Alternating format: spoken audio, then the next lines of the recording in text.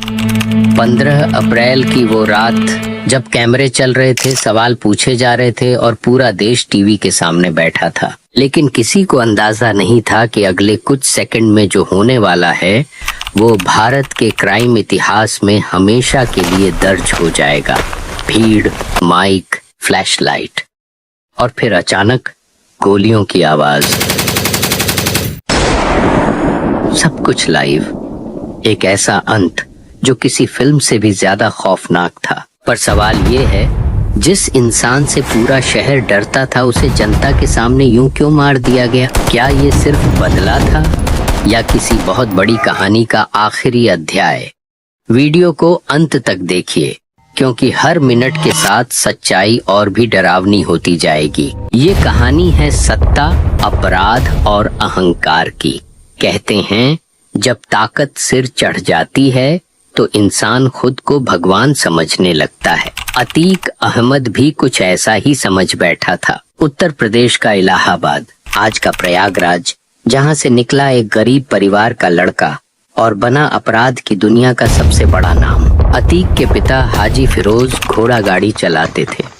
घर में न दौलत थी न रुतबा, लेकिन अतीक को इंतजार पसंद नहीं था। उसे सब कुछ जल्दी चाहिए था। पढ़ाई छूटी, संगत बिगड़ी। 1979 में उसने वो रास्ता चुना जहां से वापसी नहीं होती। उस वक्त शहर पर चंद बाबा नाम के गैंगस्टर का राज था। अतीक जानता था अगर ऊपर जाना है तो सबसे ऊपर वाले को गिराना होगा। और एक दिन दहाड़े चंद बाबा को गोली मार दी गई। बस यहीं से एक नया नाम पैदा हुआ, अतीक अहमद। पुलिस फाइलों में और लोगों के दिलों में डर बनकर। लेकिन अतीक सिर्फ डॉन बनकर संतुष्ट नहीं था, उसे ढाल चाहिए थी, राजनीति की। 1989 में उसने खादी पहनी और विधायक बन गया। अब वही हाथ जो खून से सना था जनता से सलामियां ले रहा था। विधायक बनने के बाद अतीक और बेखौफ हो गया। जमीन, वसूली, अपहरण, सब एक सिस्टम बन चुका था और सिस्टम को तोड़ने की हिम्मत किसी में नहीं थी। कत बीतता गया। 2004 में अतीक सांसद बन चुका था। उसे लगने लगा था कि कानून भी उसके इशारों पर चलता है। लेकिन तभी एक नाम उभरा, राजू पाल, एक आम सा नेता जिसने अतीक के भाई अशरफ को चुनाव में हरा दिया। ये हार अतीक के लिए हार नहीं थी, ये अपमान था और अतीक अपमान कभी माफ नहीं करता था। 25 जनवरी 2005, दिन दहाड़े राजू पाल की हत्या कर दी गई।